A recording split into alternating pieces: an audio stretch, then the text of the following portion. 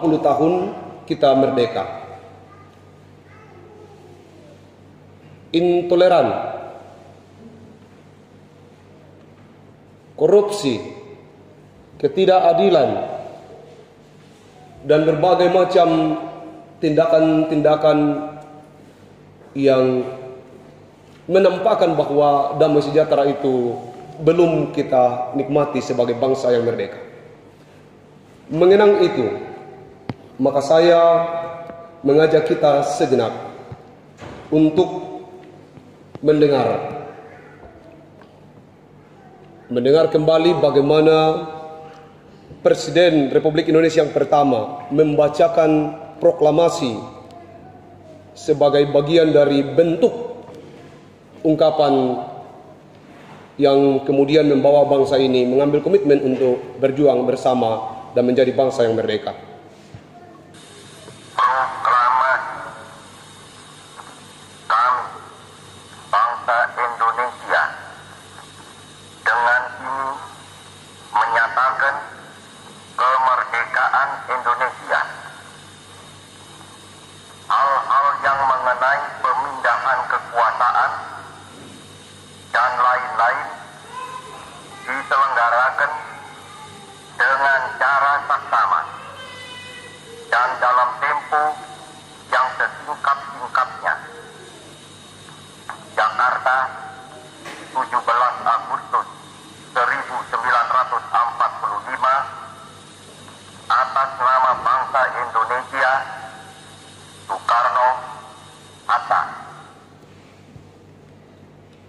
Demikian sesungguhnya sebuah proklamasi yang disampaikan oleh Presiden Republik Indonesia yang pertama, Soekarno-Hatta. Dan dengan ungkapan itu membawa perubahan besar dalam kehidupan seluruh bangsa Indonesia. Hanya dengan berapa penggalan kalimat saja, maka bangsa ini kemudian menjadi bersatu dan menyatakan dirinya sebagai orang merdeka. Itu yang disebut dengan dipulihkan. Pada saat itu keadaan masih sangat tidak memungkinkan. Tetapi ketika ungkapan ini keluar dari mulut seorang proklamator, maka mengubah pola pikir bangsa Indonesia secara umum.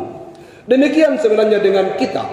Ketika kita membaca dan merenungkan firman Tuhan, ada pemulihan yang ditawarkan oleh Alkitab, oleh firman Tuhan bahwa bangsa ini, kita ini akan dipulihkan. Suatu hari nanti kita akan bertemu dengan damai sejahtera. Bang seperti bagaimana proklamator mengungkapkan proklamasi dan kemudian menggugah seluruh bangsa Indonesia untuk bersatu. Maka demikianlah sebenarnya seharusnya kalau proklamasi saja bisa membuat bangsa ini bersatu, kenapa firman Tuhan tidak bisa membuat kita bersatu? Dan kenapa bangsa Indonesia begitu nilai kebangsaannya sangat tinggi, sekalipun sekarang terjadi di berbagai tempat ada aktivitas-aktivitas intoleran.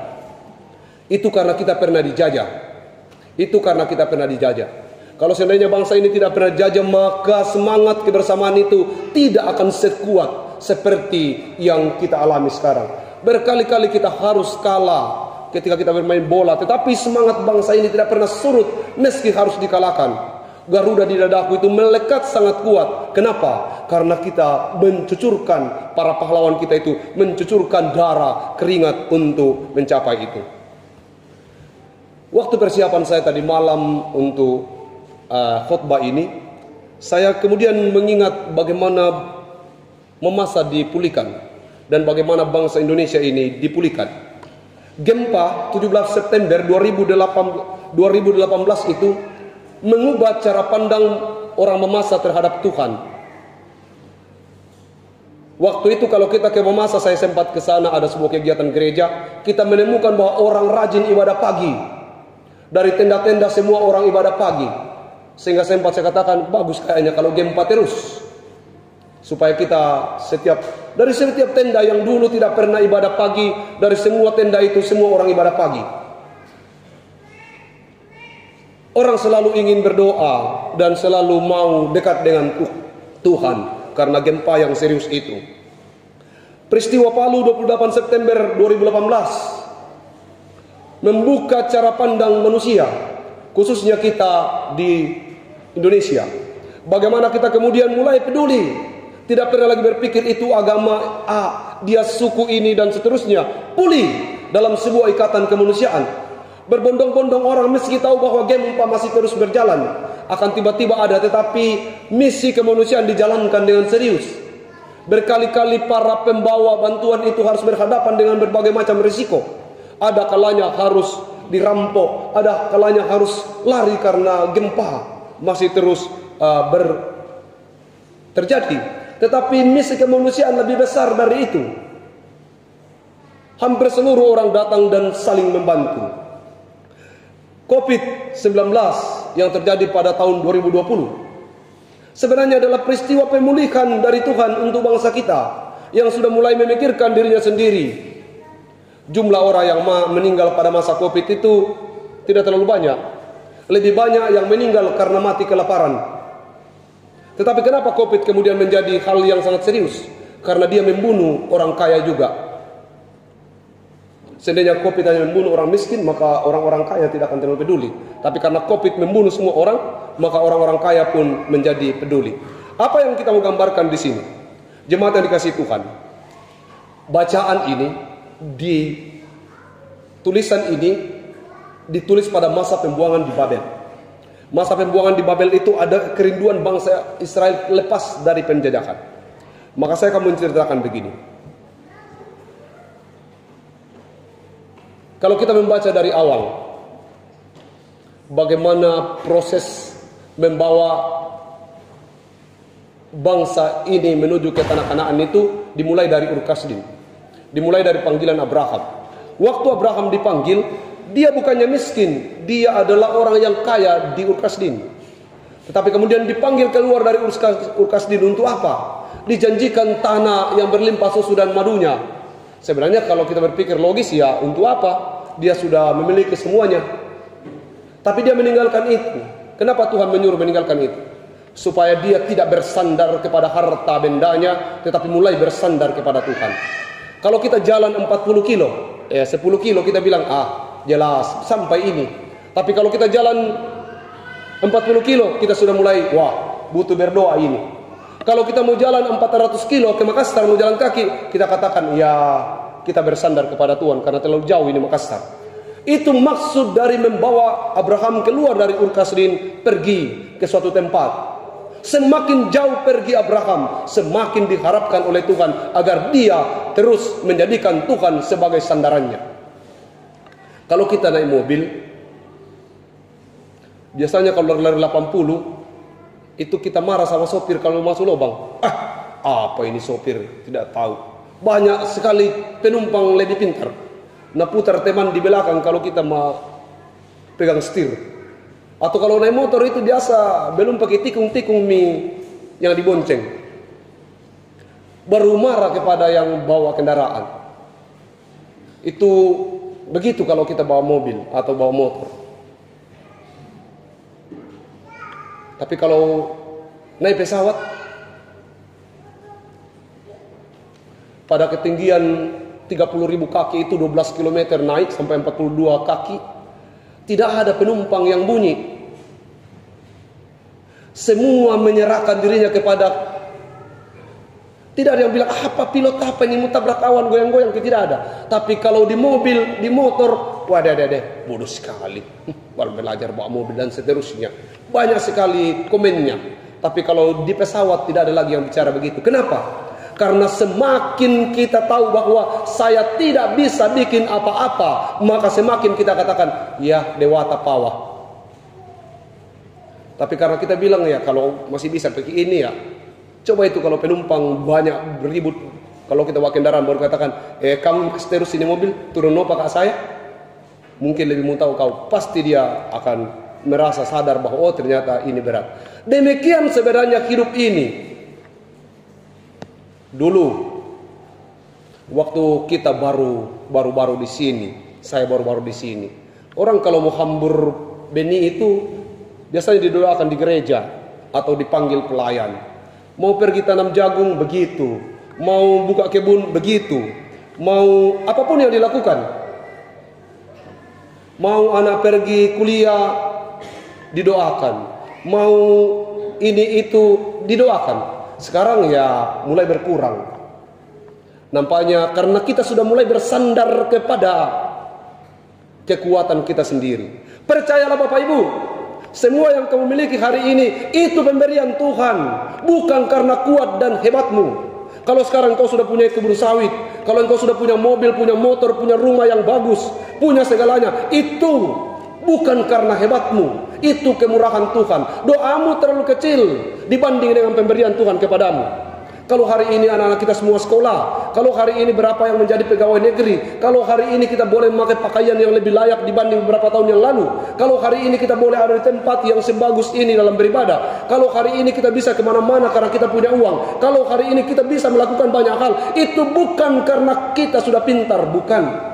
Itu bukan karena negara ini sudah lebih baik, bukan. Itu karena kemurahan Tuhan semata-mata kepada kita. Kita harus pulih.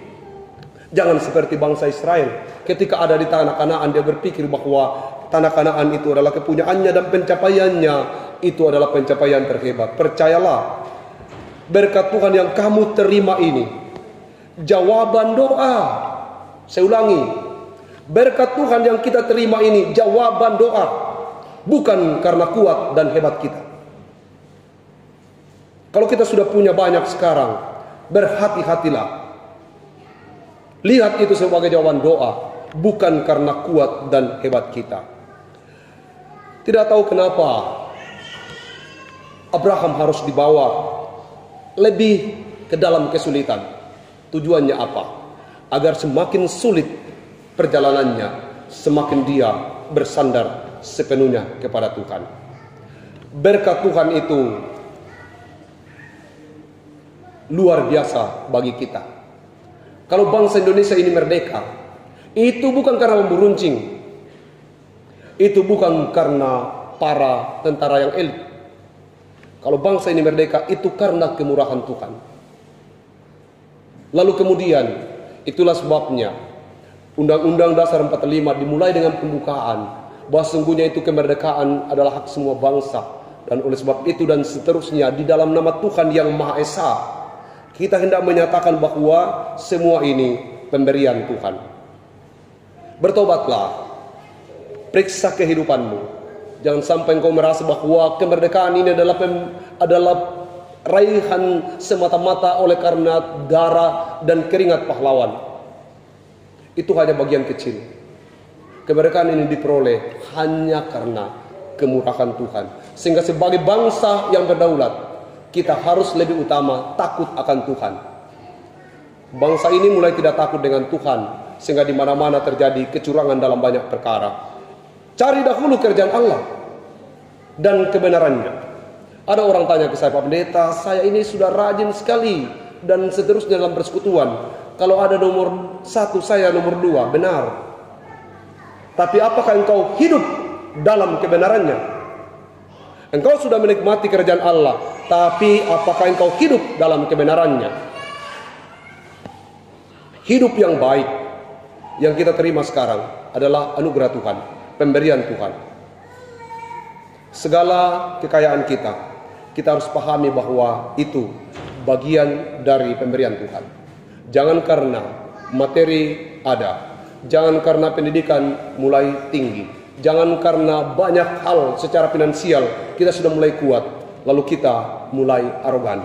Kita mulai bertindak, berapa aja itu bisa kubayar. Berhati-hati. Tidak semua bisa diselesaikan dengan uang, tidak semua diselesaikan dengan harta benda. Tapi yang paling penting dalam hidup ini, mari kita dipulihkan. Pulih artinya sadar bahwa kalau kita sampai pada titik ini, kalau kita ada pada pencapaian ini, baik itu dalam keluarga, dalam masyarakat, dalam gereja, itu karena anugerah Tuhan. Sehingga kepada Tuhan harusnyalah kita mengucap syukur. Agar kita bisa dipulihkan, bertobatlah. Bertobatlah. Supaya jangan karena situasi baru kita bertobat, nanti dibuang ke Babel baru bertobat, nanti gempa baru ibadah pagi, nanti ada masalah baru kemudian para lutia mutambai pebule ada. Harusnya dalam segala perkara itu menjadi yang terutama dalam hidup kita. Saya ingatkan ini sebagai bagian dari tanggung jawab. Tentu mungkin kita merasa khotbah hari ini sangat keras, tapi biarlah supaya menjadi bagian dari proses bagaimana kita bertumbuh. Kalau kita mau dipulihkan, bersandar. Orang yang dipulihkan adalah dia yang bersandar sepenuhnya kepada Tuhan. Masih butuh pemulihan, itu berarti bahwa kita belum sembuh total. Supaya kita sembuh total, bertobatlah. Kemarin saya katakan, pertobatan yang berkualitas adalah pertobatan sejak dari masa muda. Orang-orang muda, mulai dari dirimu untuk melayani Tuhan. Ada yang bertanya, Pak Pendeta, kalau sudah tua bertobat apakah masuk surga? Saya tidak mau menjelaskan lebih jauh tentang itu. Boleh iya, boleh tidak. Tapi pertobatan di masa tua adalah pertobatan yang kepepet, pertobatan yang terpaksa. Tobat ini karena memang tidak ada jalan lain. Tapi bertobatlah di masa mudamu, supaya tenagamu, kualitas pikiranmu, kemampuanmu semua masih bagus, semua masih berkualitas. Sehingga kalau engkau bertobat pada masa mudamu, tenaga pikiranmu masih yang berkualitas, yang kau persembahkan kepada Tuhan. Itu maksudnya. Tuhan menolong kita untuk belajar dipulihkan. Saya juga tentu berharap bahwa hidup saya ini dipulihkan dalam berbagai macam tantangan pelayanan. Saya yakin bahwa Tuhan memampukan kita semua untuk kemudian ke depan mengutamakan Tuhan dalam segala percaya. Terakhir, jangan kembali kepada masa lalu. Bagaimana hidup kita dulu? Musaro-saro pagi baru ada mau dimakan. Sekarang Tuhan memberkati kita lebih dari apa yang kita kerjakan. Sekarang Tuhan memberkati kita lebih dari apa yang kita kerjakan. Ada banyak berkat Tuhan yang kita terima melampaui doa dan harapan kita. Tuhan sedang memulihkan pertumbuhan kehidupan kita secara finansial. Kita dulu yang tidak sekolah, anak-anak kita sudah sekolah. Kita dulu yang jalan kaki, sekarang sudah pakai kendaraan. Kita dulu hanya surat menyurat, sekarang sudah pakai teknologi. Kita dulu persembahan 2.000, sekarang sudah 5.000. Kita dulu yang masih belum tahu banyak hal tentang dunia ini, sekarang cakrawala itu sudah terbuka. Jangan suka mengeluh tentang kekurangan-kekurangan. Percaya Tuhan sudah memberikan banyak dari beberapa tahun yang lalu. Mungkin engkau yang sedang menaikkan kebutuhanmu, sehingga engkau terus merasa kekurangan. Keperluan banyak, kebutuhan banyak. Belajarlah memberikannya kepada Tuhan sebagai bagian bahwa engkau melibatkan Tuhan dalam pekerjaanmu.